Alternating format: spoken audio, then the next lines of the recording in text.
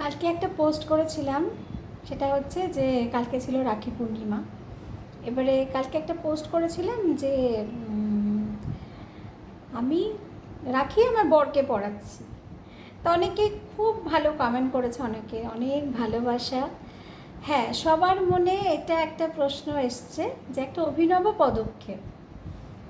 একদম ঠিক, অভিনব পদক্ষেপ। অবশ্যই। ব্যাপারটা কি বলতো, ব্যাপারটা আসলে আমি এভাবে দেখেছি কারণ প্রধান কারণ হচ্ছে, সেটা হচ্ছে যে আমারও ভাই বোন নেই, আমার বরেরও কেউ নেই, ঠিক আছে।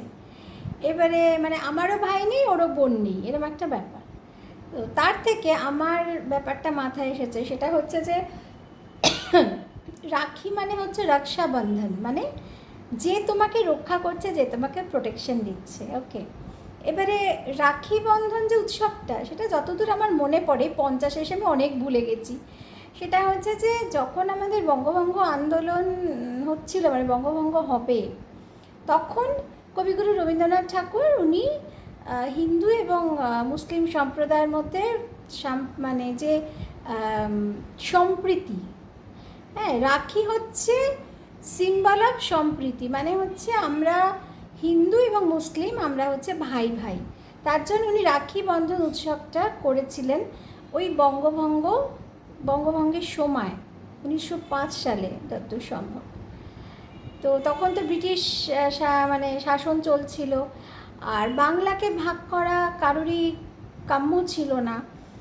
আর তখন তো হিন্দু মুসলিম সবাই আমরা মিলেমিশে আগেও থাকতাম, এখনও থাকি, কিন্তু যেটা হয়েছে যে বাংলাদেশ, ভারত পাকিস্তান ভাগ হয়ে গেছে, তারপরে তো আবার বাংলাদেশও ভাগ হয়ে গেল। তো এই ব্যাপারটা তো কারোর কাছেই কাম্য নয়, আমরা তো সবাই মিলেমিশে থাকি, মানে মোরা একই বৃন্তে দুটি কুসুম, হিন্দু মুসলমান।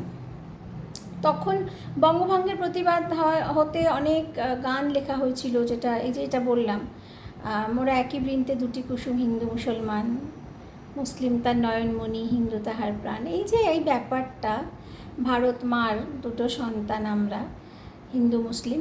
সেই সময় কবিগুরু রবীন্দ্রনাথ ঠাকুর যেটা করেছিলেন, সেটা হচ্ছে সাম্প্রদায়িক সম্প্রীতির চিহ্ন হিসেবে উনি রাখি বন্ধন উৎসবটা পালন করেছিলেন। এবারে পরবর্তীকালে সেটা ভাই বোন, অবশ্যই ভাই বোন বা ভাইরা বা দাদারা বোনদের প্রোটেকশন দেবে, রক্ষা করবে তাদের সম্মান, এই জন্যে রাখি পরানো হয় এখন।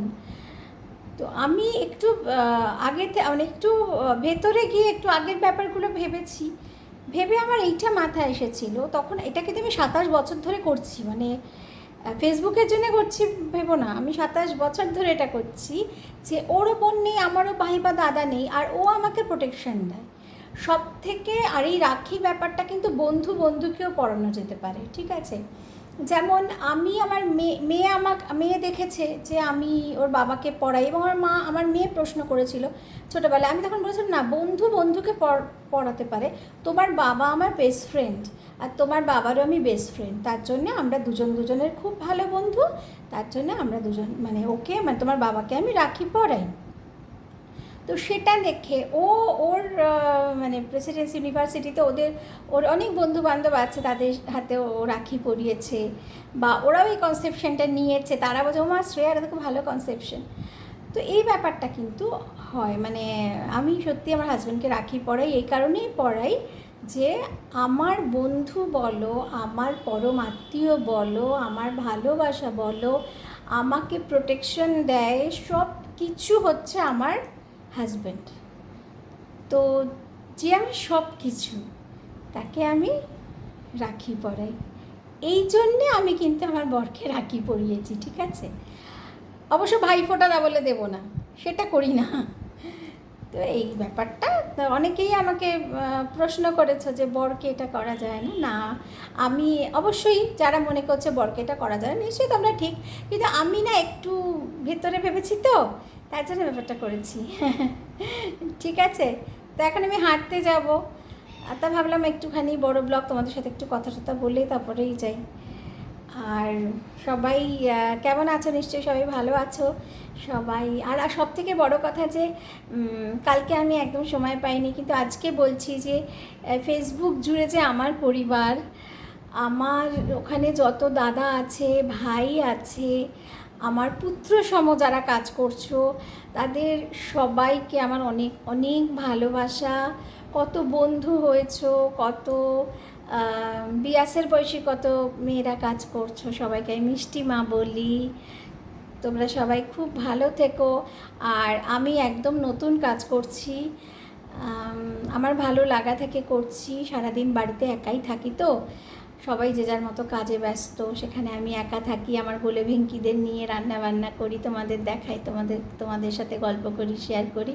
প্লিজ আমার সাথে থেকো, একটু শেয়ার করো, একটু লাইক করো, কমেন্ট করো, আমিও সবাইকে করি। এভাবেই আমরা ফেসবুকের একটা পরিবার তৈরি হয়েছি এবং আমার 1000-এর পরিবার তৈরি হয়েছে।